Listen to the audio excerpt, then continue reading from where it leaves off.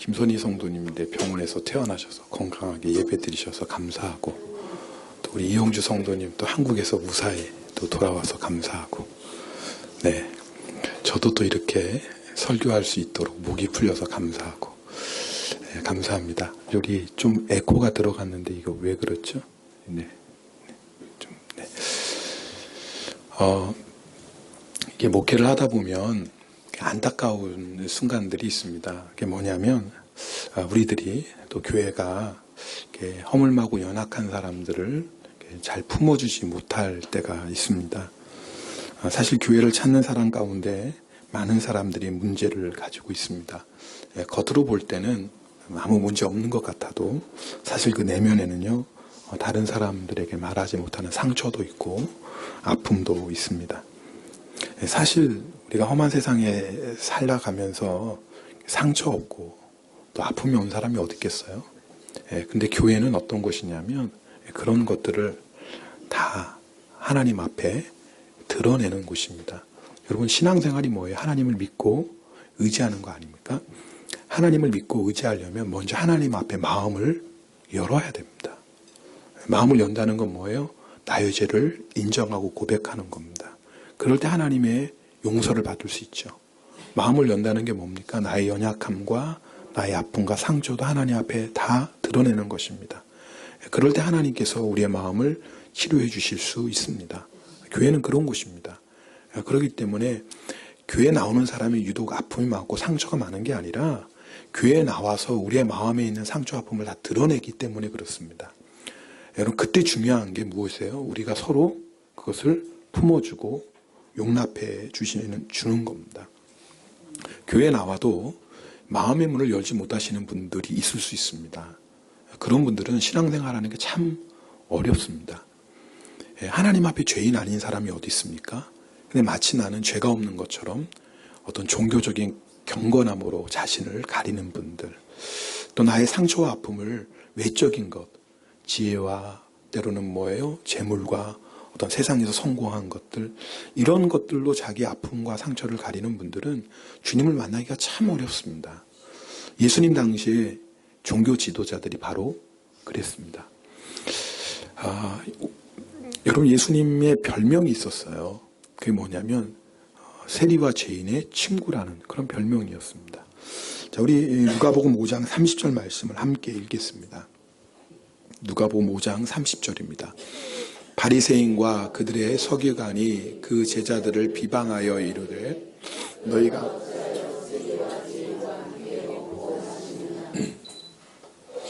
네, 예수님이 세리와 죄인과 먹고 마신다라는 그들과 교제했다라는 겁니다. 단순히 식사했다는 차원이 아닙니다. 그때는 함께 식사한다라는 건 그들을 용납했다는 것이고 또 그들과 친구가 되었다는 뜻입니다. 자, 그러니까 종교 지도자들이 비방하는 거예요. 어떻게 선생이라는 자가 세리와 죄인들, 여기서 죄인이라는 또 창녀도 의미하거든요. 어떻게 같이 식사할 수 있느냐? 있을 수 없는 일이라는 거예요. 그때 예수님께서 이렇게 말씀하십니다. 그 다음 말씀도 읽겠습니다. 예수께서 대답하여 이르시되 건강한 자에게는 의사가 쓸데없고 병든 자에게라야 쓸데있나니 내가 의인을 부르러 온 것이 아니요 죄인을 불러 회개시키러 왔노라. 네. 여러분, 누가 의사를 찾아갑니까? 병든 사람이 찾아갑니다. 근데 사실 병이 들어도 자기가 병들었다는 사실을 모르면 의사를 찾아가지 않습니다. 설령 내 몸에 병이 있는 것을 알아도 내 힘으로 고칠 수 있다고 생각하는 사람은 의사 찾아가지 않습니다. 마찬가지입니다. 내 영혼에 병이 있다라는 것, 내가 죄인이라는 것, 내 삶에 문제가 있다라는 것을 인정하는 사람이 주님을 찾아갑니다. 그래서 예수님 당시에 세리, 여러분 세리는요, 이스라엘 백성들이 가장 죄인 중에 죄인이라고 손가락질된 사람이 세리입니다. 창녀, 여자 중에 가장 큰 죄인은 창녀였습니다. 다른 사람은 구원받아도 세리와 창녀는 절대 구원받을 수 없는 저주받은 존재라고 했습니다. 그런데 예수님은 그들조차도 용납하셨습니다. 참 놀랍죠. 그러니까 예수님은요, 니고데모나 아니면 아리마대 요셉처럼 그 당시 어떤 최고의 지식층, 권력층에 있는 사람도 품어주셨고 뿐만 아니라 가장 낮고 천한 사람까지도 품어주셨습니다. 그래서 예수님은 온 인류의 구세주가 되십니다.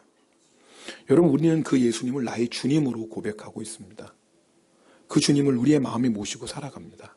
그렇다면 우리의 주님 되신 예수님께서 모든 사람을 품으셨다면 우리도 어떻게 해야 됩니까? 당연히 예수님처럼 그 어떤 사람이라도 품어줄 수 있어야 됩니다. 왜냐하면 예수님을 마음에 모신 사람은 온 세상을 품은 사람이기 때문에 그렇습니다.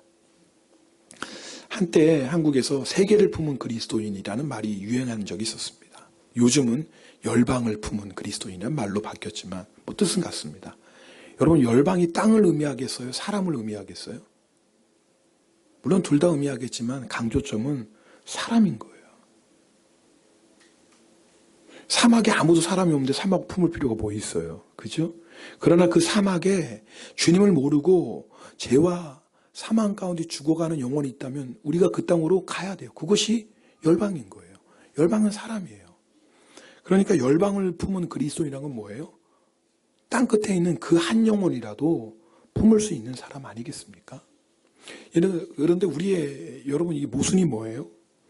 여러분, 우리가 땅 끝에서 지금도 죄와 사망의 그늘에 앉아서 신음하고 있는 자들은 막 눈물을 위해 기도합니다. 주여 그 영혼을 불쌍히 여겨주소서.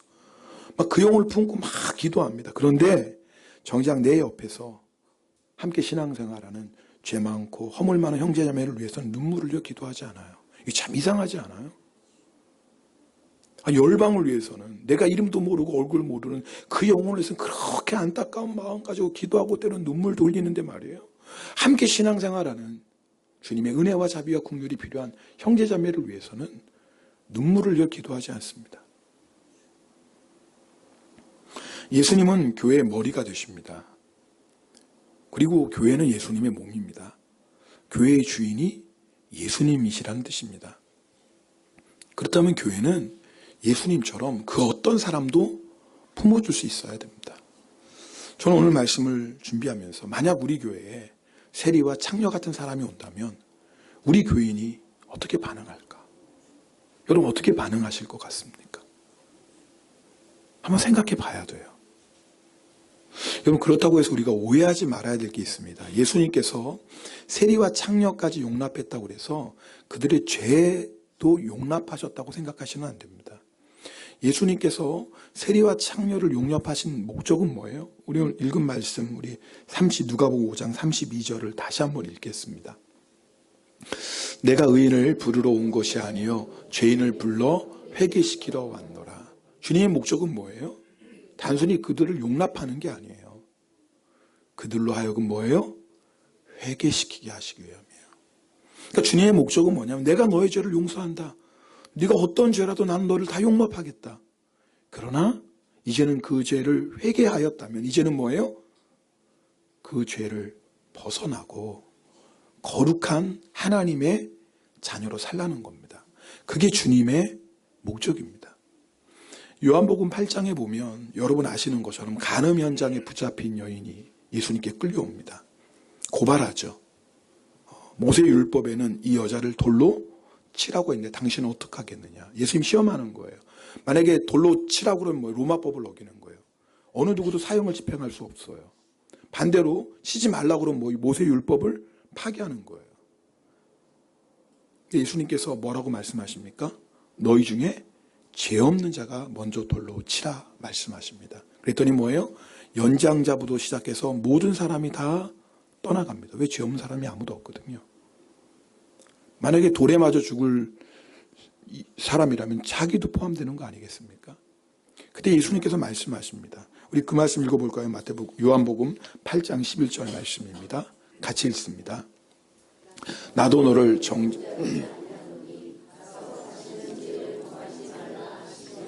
여러분 보세요. 나도 너를 정죄하지 않는다. 주님이 이 여인을 품어주신 겁니다. 여러분, 우리가 교회 처음 나왔을 때 주님께서 우리에게 주셨던 은혜가 이거 아닙니까? 우리가 어떤 죄와 허물이 있다 할지라도 주님이 말씀하시는 거예요. 나도 너를 정죄하지 않는다. 아니, 주님이 나 같은 죄인을 정죄하지 않고 용서하시고 나를 품어주셨어요. 여러분, 우리가 그 은혜와 감격을 다 경험하지 않았습니까? 그러나 중요한 건 신앙생활은 그게 전부가 아니에요. 주님께서 나도 너를 정죄하지 않는다라는 게 이제는 내 마음대로 죄짓고 살아도 된다는 면죄부가 아닙니다. 주님께서 우리에게 나도 너를 정죄하지 않는다고 말씀하시는 이유는 우리의 신앙이 그 다음으로 나아가기 위함입니다. 뭐예요? 다시는 죄를 지지 말라는 거예요.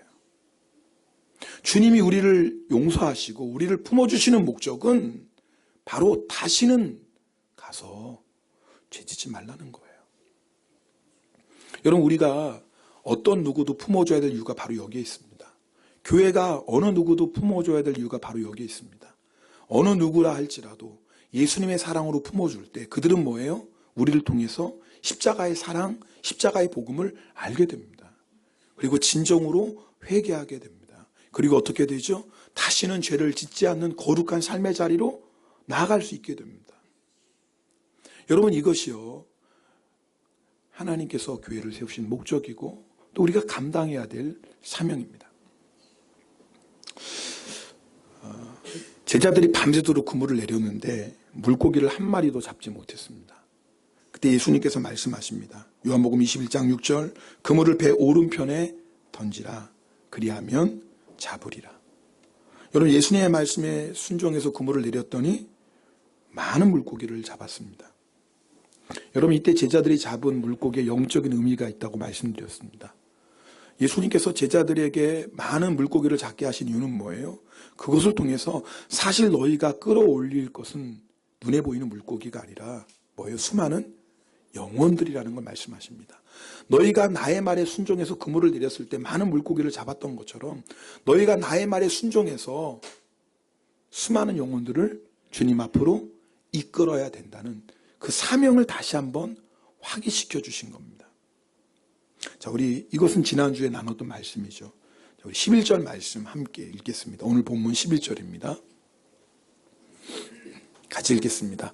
시몬 베드로가 올라가서 그물을 육지에 끌어올리니 가득히 찬 큰 물고기가 153마리라 이같이 많으나 그물이 찢어지지 아니하였더라. 네, 여러분 보니까 그 앞절 말씀 보십시오. 물고기를 많이 잡았는데 가득히 찬, 그러니까 뭐예요? 그물 가득히 물고기가 들어왔다 그 말이에요. 두 번째, 큰 물고기예요. 여기서 말하는 건 물고기 하나하나가 다 컸다라는 거예요. 피레미가 없어요. 한 마리 한 마리가 다 컸어요. 그리고 뭐예요? 이같이 많으나. 삼중으로 강조합니다. 얼마나 많은 물고기를 잡았는지를 지금 요한이 일부러 강조하고 있는 거예요. 근데 이렇게 많은 고기를 잡았음에도 뭐예요? 그물이 찢어지지 않았다. 오늘 여기서 주님께서 우리에게 주시는 두 가지 중요한 메시지가 있습니다. 자, 제자들이 끌어올린 물고기가 영혼들을 의미한다면, 자, 이렇게 예수님의 말씀에 순종해서 많은 물고기를 잡았다는 영적인 의미가 뭐겠어요? 주님은 우리를 통해서도 이렇게 수많은 영혼들을 지금 끌어올리기 원하신다라는 메시지예요. 여러분, 주님은 부흥을 갈망합니다. 근데 주님만 부흥을 갈망하는 게 아니에요. 누구도 부흥을 갈망해요? 아니, 저는 대답이 금방 나올 줄 알았는데. 우리도 부흥을 갈망하잖아요.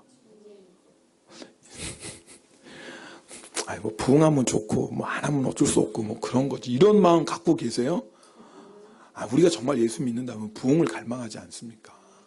우리 다 부흥을 갈망하잖아요. 여러분, 우리도 부흥을 갈망하고 주님도 그렇게 부흥을 갈망하시죠. 근데 우리가 원하는 그 부흥 역사가 때로는 더디 이루어지는 것처럼 보일 때가 있습니다. 이유가 있습니다. 주님은 제자들에게 많은 물고기를 찾기를 원하세요. 많은 영혼들을 주님 앞으로 이끌기를 원하세요. 그렇게 하실 분은 주님이세요. 주님밖에 그렇게 하실 분은 아무도 없어요. 근데 제자들이 해야 될 일이 있어요.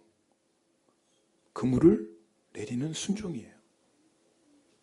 오늘 예수님은 우리에게 이것을 말씀하는 겁니다. 나는 너희가 많은 영혼들을 끌어올리길 원한다. 정말 많은 영혼들을 끌어올리길 원한다.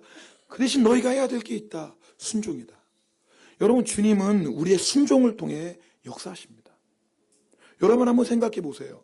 주님께서 우리를 통해 일하시는 것이 쉬울 것 같아요? 어려울 것 같아요? 물어보는 거예요. 주님이 나를 통해서 일하시는 게 쉬울 것 같아요? 어려울 것 같아요? 쉽다라고 대답하신 분도 있고 어렵다고 대답하시는 분들. 쉽다고 대답하시는 분들은 어떤 의미에서 쉽다고 말하는지 저는 잘 모르겠어요. 근데 분명히 주님의 능력이 많으시니까 뭐 나를 통해서 일하기 쉽겠지. 맞습니다. 근데 전제조건이 아마 분명히 어렵다고 하신 분들은 아마 자기가 어떤 연약함이 있는지를 아시는 분들이에요. 주님이 배를 그 우물편에 내려라 그럼 우리는 아멘 합니까? 주님 생각해 보세요. 우리는 주님을 가르치려고 합니다. 주님을 설득시키려고 합니다. 때로는 변명합니다. 주님이 우리 데리고 일하시기 무지하게 힘드십니다. 우리가 또 한 고집 하잖아요. 틀렸다고 하는데 우리는 끝까지 고집을 부립니다. 정말 우리가 아멘 하신 분들은 안 그러시겠지만 정말 주님이 우리 통해서 일하시기 만만치 않습니다. 이 뭐 하나 시키려면 얼마나 말이 많고 뭐 하나 시키려면 뭐 이렇게 핑계대는 거 많고 뭐 하나 시키려면 그렇게 우리가 막 버팅기는지. 죄송합니다. 여러분의 전곡을 찔러서. 하나님께서 미디안 광야에 있는 모세를 부르십니다. 모세에게 이집트에 가라, 애굽 땅에 가서 포로된 네 백성들을 인도해내라 말씀하십니다. 그때 모세가 하나님께 이렇게 말합니다. 우리 출애굽기 3장 11절 말씀입니다. 함께 읽겠습니다. 모세가 하나님께 아뢰되 내가 누구이기에 바로에게 가며 이스라엘 자손을 애굽에서 인도하여 내리이까. 자, 이때부터 여러분 무려 출애굽기 3장, 4장, 2장에 걸친 하나님과 모세의 줄다리기가 시작합니다. 그 다음부터 어떤 내용 나오는지 다 아시죠? 이렇게 말씀하셨어요. 그러니까 모세가 이렇게 얘기해. 하나님께 뭐예요? 내가 너와 함께 하겠다. 가라. 또 모세가 뭐라고 얘기합니까? 하나님, 내가 이스라엘 백성에 가서 하나님 말하면 도대체 누가 날 보냈다고 얘기합니까? 이삭이 아브라함의 하나님, 이삭의 하나님, 야곱의 하나님 너 보냈다고 얘기해라. 모세가 또 얘기해요. 하여튼 계속 모세가 하나님이 가라는데 뭐예요? 핑계대고 못 간다는 얘기하는 거죠. 출애굽기 4장으로 넘어가요. 4장으로 넘어가는 데까지 계속되는 거예요. 4장 1절 읽어볼까요? 시작. 모세가 대답하여 이르되 그러나 그들이 나를 믿지 아니하며 내 말을 듣지 아니하고 이르기를 여호와께서 내게 나타나지 아니하셨다 하리라. 그러니까 하나님께서 뭐예요? 도저히 안 되니까 너 지팡이 있지? 던져봐. 던졌더니 뭐가 됩니까? 뱀 돼요. 자, 꼬리 잡았더니 뭐 돼요? 지팡이 돼요. 그리고 네 손 품에 넣어봐. 놓다 꺼냈더니 뭐예요? 문둥병이 걸려. 죄송합니다. 나병이 걸리는 거예요. 나병이. 그리고 다시 집어넣었다 꺼냈더니 뭐예요? 깨끗해졌어요. 이런 표징까지 보여주세요. 모세가 핑계댈 게 없잖아요. 근데 모세가 또 뭐라고 하는 줄 아세요? 4장 10절 보세요. 자, 그 다음 말씀 읽고 시작. 모세가 여호와께 아뢰되 오 주여 나는 본래 말을 잘하지 못하는 자니이다. 주께서 주의 종에게 명령하신 후에도 역시 그러하니 나는 입이 뻣뻣하고 혀가 둔한 자. 이제는 주여 전 말 못합니다. 그러니까 하나님 뭐예요? 누가 입을 씌웠느냐? 누가 벙어리가 되겠느냐? 그러니까 가라. 내가 네 입술에 네가 할 말을 내가 가르쳐 주겠다. 하나님이 하시는 말씀은 뭐냐면 내가 너와 함께 한다니까. 모세야 네 능력으로 이스라엘 백성 구원하라는 거 아니야. 너는 순종만 해. 내가 할게 내가. 모세가 더 이상 변명할 게 없잖아요. 하나님이 그 입에 전할 말을 준다고 하는데 모세가 정 안 되니까 나중에 뭐라고 그러는지 아세요? 4장 13절입니다. 하이라이트예요. 시작. 야, 이제 도저히 핑계댈 게 없거든요. 뭘 핑계대겠어요? 그러니까 마지막에 뭐예요? 오 주여 보낼 만한 자를 보내서 저 같으면 됐어 이놈아. 내가 너 말고 얼마나 사람 많은 줄 알아? 그래 너 이 미디안 광야에서 평생 네 장인 양이나 치다 죽어라. 내가 뭐 쓸 사람 없는 줄 알아? 저 같으면 그랬어요. 여러분 같으면 안 그러겠어요? 내가 성격이 나쁜가? 그런데 하나님을 보세요. 비록 모세를 향해서 노하시지만 모세를 포기하시지 않습니다. 끝까지 갈 수 없다고 고집부리는 모세에게 아론을 붙여줄 때니 너 가라. 저는요 이 장면 읽다가 가슴이 막 먹먹해지는 거예요. 처음에는 계속 갈 수 없다고 말하는 모세가 바보 같대요. 하나님이 함께 하신다고 분명히 약속하셨는데 왜 못 간다고 이렇게 고집을 부릴까? 한편으로는 하나님이 답답해요. 하나님 쓰실 사람 그렇게 없나? 아니 도대체 무엇이 그렇게 고집부리고 핑계대는 뭐 나중에는 보낼 만한 자를 보내. 아니 그러면 됐다. 이러시면 되시지. 그 전능하신 하나님 도대체 뭐가 하셨다고 그 모세를 포기하지 않고 끝까지 모세를 붙잡고 일하시려고 하실까? 그러면서 제가 왜 마음이 엄목해요? 그 모세가 저거든요. 그래도 모세는 양반이에요. 얼마나 내가 하나님 앞에 불순종하고 얼마나 하나님의 고집 부리고 얼마나 하나님께 핑계대고 변명하고 그런데 그 모세를 포기하지 않는 하나님 끝까지 기다려주시고 결국은 민족의 지도자들로 만들어내시는 그 하나님의 인내와 사랑 그게 바로 저를 향한 그리고 여러분들을 향한 하나님의 사랑과 인내 아니겠습니까? 여러분 제자들을 향해 그물을 배 오른편에 던지라고 말씀하신 주님께서 오늘 우리에게도 동일하게 말씀하십니다. 순종하라고 말씀하십니다. 주님은 우리를 통해서 수많은 영혼들을 구원하길 원하십니다. 주님의 소원입니다. 여러분 그것도 우리의 소원 아닙니까? 주님 나를 통해서 수많은 영혼들이 주님 앞에 나오게 해주세요. 주님 나를 통해서 부흥의 역사가 일어나게 해주세요. 정말 예수님을 마음에 모시고 사는 그리스도인이라면 이것이 우리의 소원이고 우리의 기도 제목 아닙니까? 우리가 할 것은 하나입니다. 순종하는 거예요. 순종하는 겁니다. 만약 지금까지 우리가 모세처럼 핑계대었다면 상황과 형편, 자신의 연약함 그리고 나중에는 고집부렸던 모세 만약 우리가 지금까지 그렇게 살았다면 오늘 이 시간에 순종할 수 있는 은혜가 있기를 축복합니다. 주님의 말씀에 순종해서 복음을 전하고 주의 말씀에 순종해서 사랑하고 섬기고 주의 말씀에 순종해서 끝까지 우리가 희생하고 섬긴다면 반드시 주님을 우리를 통해서 수많은 영혼들을 주님 앞으로 이끄실 것입니다. 이것이 오늘 본문이 준 우리에게 주시는 첫 번째 메시지입니다. 그리고 또 한 가지 메시지가 있습니다. 여러분 이렇게 많은 그물, 이렇게 많은 물고기를 끌어올렸음에도 불구하고 그물이 찢어지지 않았다는 건 뭐예요? 우리에게 그 영혼을 능히 감당할 수 있는 능력을 주신다라는 거예요. 서두에 여러분에게 말씀드렸습니다. 예수님을 마음에 품은 사람은요 예수님처럼 어떤 사람도 품어줄 수 있습니다. 그러나 명심해야 될 게 있습니다. 그것은 우리의 힘으로 우리의 능력으로 할 수 없습니다. 여러분 우리는 우리 자신도 온전히 사랑할 수 없는 존재들입니다. 여러분 우리는 다른 사람 한 사람도 온전히 품을 수 없는 존재 아닙니까? 그런 우리들이 어떻게 많은 영혼들을 사랑하고 품을 수 있겠습니까? 우리에게는 불가능합니다. 누가 하시는 것입니까? 주님만이 하실 수 있는 일입니다. 여러분 그물이 찢어지지 않은 건 제자들의 능력이 아니에요. 전적인 주님의 역사예요. 그렇게 많은 물고기가 한 번에 잡힌 것도 주님의 역사고 그렇게 많은 물고기를 잡았는데 그물이 찢어지지 않은 것도 주님의 역사입니다. 여러분 요한의 직업이 뭐였어요? 모르셨나? 어부였잖아요. 물고기 잡을 때 주님이 부르셨잖아요. 요한의 형 야고보의 직업이 뭐예요? 어부죠. 요한의 아버지 직업이 뭔지 아세요? 어부예요. 아버지와 함께 그물 기를 때 주님이 부르셔서 따라갔어요. 무슨 말이에요? 요한은요 선수예요. 물고기 잡는 건.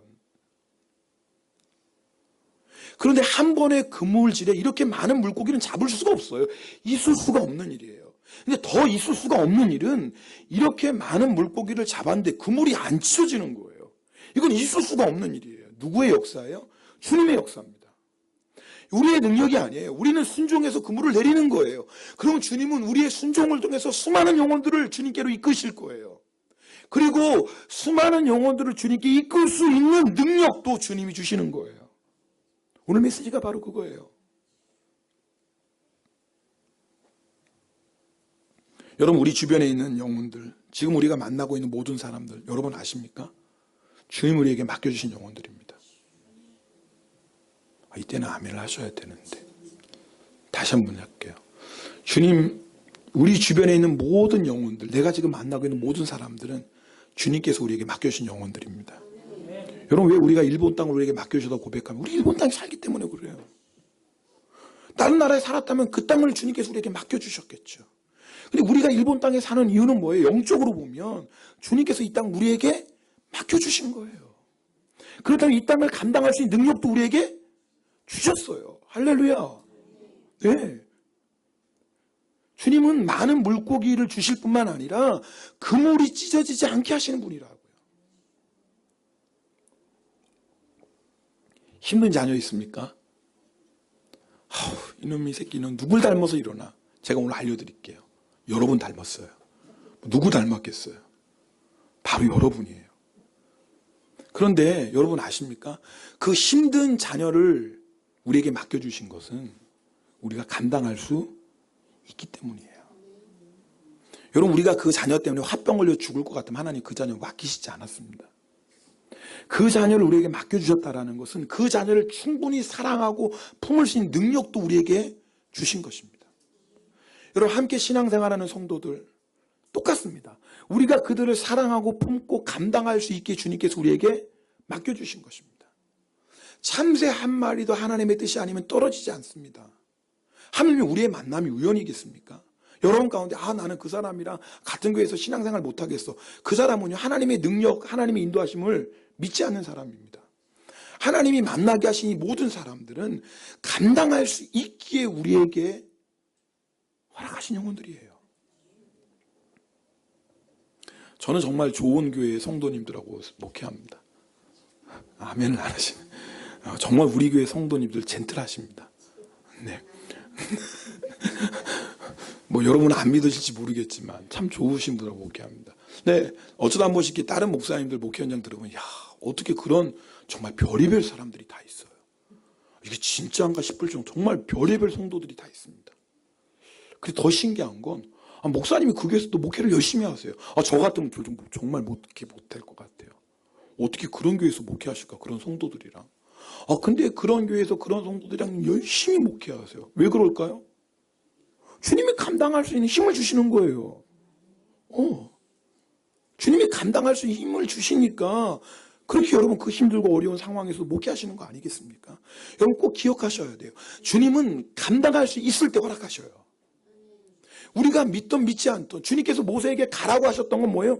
그들을 인도할 수 있는, 감당할 수 있는 은혜와 능력을 하나님이 주시기 때문에 그래요. 그런데 안 가면 몰라요. 여러분 이 말씀을 잘 들으셔야 됩니다. 여러분 주님께서 우리에게 허락하신 영혼들이에요. 전부 다. 여러분 직장에서 만나는 영혼, 여러분이 학교에서 만나는 영혼, 주님이 다 허락하신 사람이에요. 우리가 그 사람 때문에 죽을 것 같으면 주님이 허락도 안 하셨다니까요. 주님이 감당할 수 있기 때문에 만나게 하셨어요. 그런데 중요한 것은 그물을 끌어올리기 전에는 그물이 찢어질지 찢어지지 않을지 우리는 몰라요. 여러분이 미리 짐작하지 마세요. 이렇게 많은 물고기가 그물 찢어져, 그러니까 끌어올리면 안 돼, 어차피 찢어져 라고 하면 안 돼요. 사람의 생각으로는 그물이 찢어지는 게 마땅해요. 도저히 사람의 생각으로는 그 많은 물고기를 이 그물이 감당할 수 없어요. 만약에 제자들이 그랬다면 갈릴리 바다에서 어려서부터 어부였던 그들이 이 정도 많은 물고기는 끌어올릴 수 없어, 이거 찢어져, 끌어올리나 마나 소용없어 라고 했다면 그물이 찢어지지 않는 주님의 놀라운 역사는 경험하지 못했을 것입니다. 중요한 건 제자들이 끌어올렸다라는 거예요. 그럼 그물이 찢어지지 않게 하시는 분은 누구예요? 주님이세요. 감당하게 하시는 분은 주님이세요. 우리 교회에 어떤 영혼을 보내주셨다면 우리가 감당할 수 있기 때문에 보내주신 거예요. 그러니까 여러분이 미리 우리는 감당할 수 없어라고 하는 건 불신앙이라는 거예요. 주님의 능력을 여러분이 스스로 제한하는 거예요. 목사님, 그렇지만 도무지 품을 수 없는데 어떻게 합니까? 맞죠. 우리 힘으로는 못 품는다니까요. 여러분 그물이 찢어지지 않는 건 우리의 능력이 아니에요. 그건 능력 밖의 일이에요. 여러분의 힘으로 품으라는 거 아니에요. 주님이 품게 하세요. 아멘이십니까? 주님이 감당하게 하세요. 주님이 하시는 거예요. 일본 땅을 감당하게 하시는 분도 누구예요? 주님이시고, 열방을 품게 하시는 분도 누구예요? 주님이세요. 바로 함께 신앙생활하는 그 어떤 허물 많은 형제자매도 품게 하시는 분이 누구예요? 주님이세요. 우리가 할 건 뭐예요? 순종으로 그물을 끌어 올리는 거예요. 순종이 먼저라고요. 우리에게는 그런 능력이 있는지 우리는 잘 몰라요.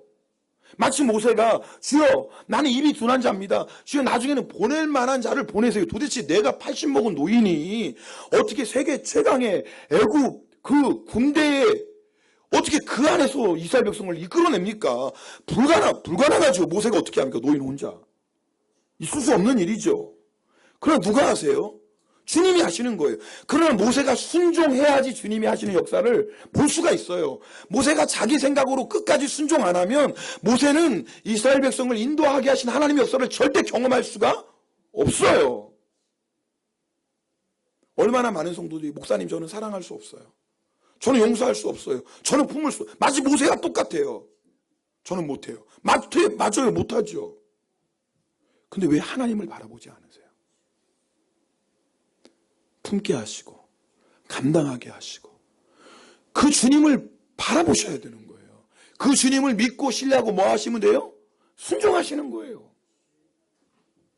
품으면 품게 하시는 주님의 능력을 경험합니다. 여러분 아시겠어요? 내가 품을 만한 그릇에서 품는 게 아니라니까요. 우리는 어차피 그럴 수 없어요. 그러나 우리 안에 계신 주님이 역사하세요. 우리 안에 계신 주님이 품게 하시는 거예요. 우리가 할 일은 믿음으로 그냥 품는 거예요. 근데 놀라운 역사가 일어나요. 품어줘요. 품기 전까지는 절대 못 품을 줄 알았는데 품으니까 품어지더라니까. 왜요? 누가 하시는 거예요? 주님이 하시는 거예요. 나는 도저히 용서할 수 없을 것 같아요. 근데 용서하면 용서하게 하세요. 나는 도저히 사랑할 수 없는데 사랑하면 사랑하게 하세요. 나는 도저히 섬길 수 없는데 섬기면 섬기게 하세요.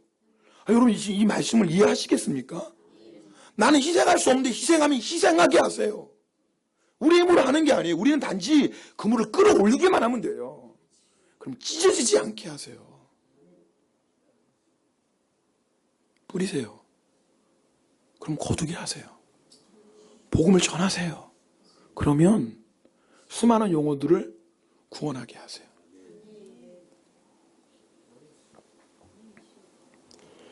그래서 제가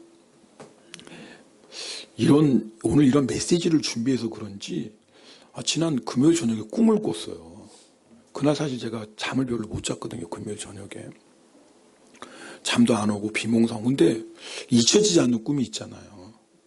네.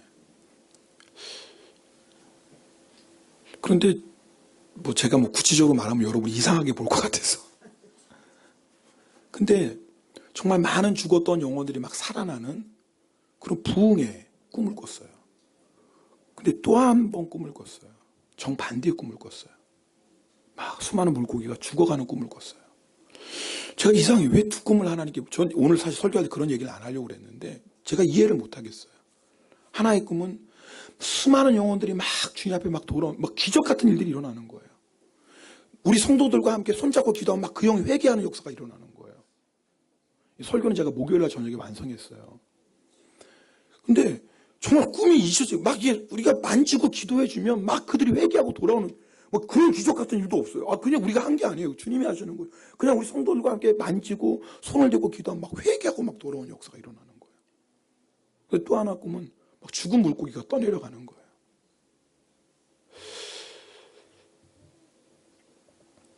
정말 주님 오실 때가 다가오고 있습니다. 제가 모르겠어요. 우리 신앙생활, 저는 이건 그냥 여러분에게 오늘 갑자기 그냥 나눠야 되겠다는 마음이 있어서 나누는데, 여러분 신앙생활이 중간지대는 없습니다. 우리가요, 수많은 죽어가는 영혼을 살리는 데 쓰임받든지 죽은 물고기가 되어서 떠내려가든지 둘 중에 하나예요.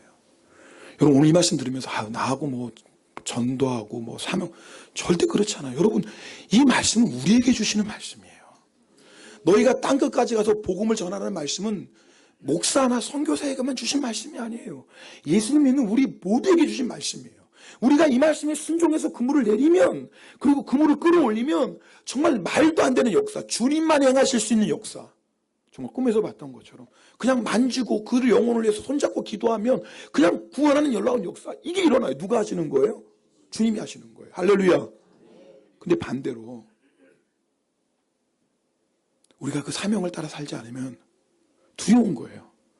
죽은 물고기가 될 수도 있어요. 중간은 없어요. 여러분 신앙생활에 중간은 없습니다. 이거 꼭 아셔야 돼요. 중간이 있으면 저도 좋겠어요. 좀 편하게 예수 믿으면. 근데 중간은 없어요. 내가 좁은 길을 가든지 아니면 넓은 길을 가든지, 내가 주님을 따라가든지 아니면 주님을 따라가지 않든지. 내가 주의 복음의 역사에, 이 구원의 역사에 쓰임 받든지, 아니면 사명을 떠나서 그저 눈에 보이는 물고기 잡느라고 정신없이 그냥 세상 물고기 쫓아 살든지. 둘 중에 하나예요. 여러분 어떤 삶을 원하십니까? 이 말씀 들으면서 그래도 목사님 저는 중간에 이런 분 없길 바라. 그게 없다니까요. 둘 중에 하나는 여러분이 결단하셔야 돼요. 여러분이 많은 물고기를 끌어올리는 삶을 사시든지, 수많은 영혼들을 마음에 품고 사랑으로 품고 그들을 섬기며 그들을 주님 앞으로 인도하는 이 놀라운 너무나 멋진 이런 삶을 사시든지, 아니면 죽은 물고기처럼 떠내려 가시든지. 어떤 거 선택하고 싶으세요? 오늘 결단하셔야 돼요. 결단 안 하시면 두 번째 갈 수밖에 없어요. 오늘 결단하셔야 돼요. 근데 걱정하지 마세요. 하나님께서 모세에게 너 가라고 하실 때는 모세의 능력으로 하는 거 아니에요. 하나님이 함께 하시겠다. 혹시 여러분 가운데 목사님 저는 입이 둔한 자입니다. 모세처럼 그런 분이 있어요. 걱정하지 마세요. 하나님이 여러분의 입술에 할 말을 줍니다. 그래도 못하겠다면 하나님이 아론 같은 사람 붙여주실 거예요. 아멘. 그러니까 순종만 하면 돼요. 순종만 하면 하나님이 하시게 하세요.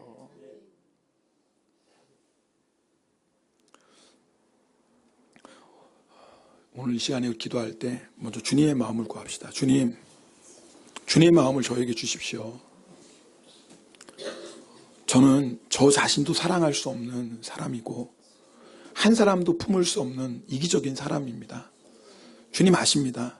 그런데 제가 어떻게 수많은 영혼들을 주님 앞으로 이끌어올 수 있겠습니까? 저는 못합니다. 그러나 내 안에 계시는 주님으로 인하여서 이 사명 감당할 줄 믿습니다.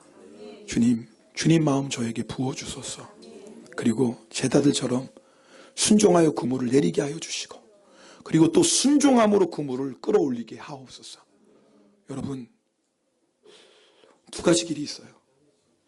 비록 여러분이 직접 꾼 꿈은 아니지만, 몰라요. 어쩌면 그냥 저 개인적인 해석일 수도 있어요. 거기에 너무 유념치 마세요. 그러나 분명한 메시지는 있어요. 우리가 수많은 물고기를 주님 앞으로 인도하는 자가 될 것인지, 아니면 죽은 물고기가 되어서 떠내려갈 것인지, 둘 중에 하나는 분명해요. 오늘 이 새벽에, 오늘 이 시간에 우리 찬송하며 함께 결단하는 시간 갖겠습니다. 우리 찬양하겠습니다.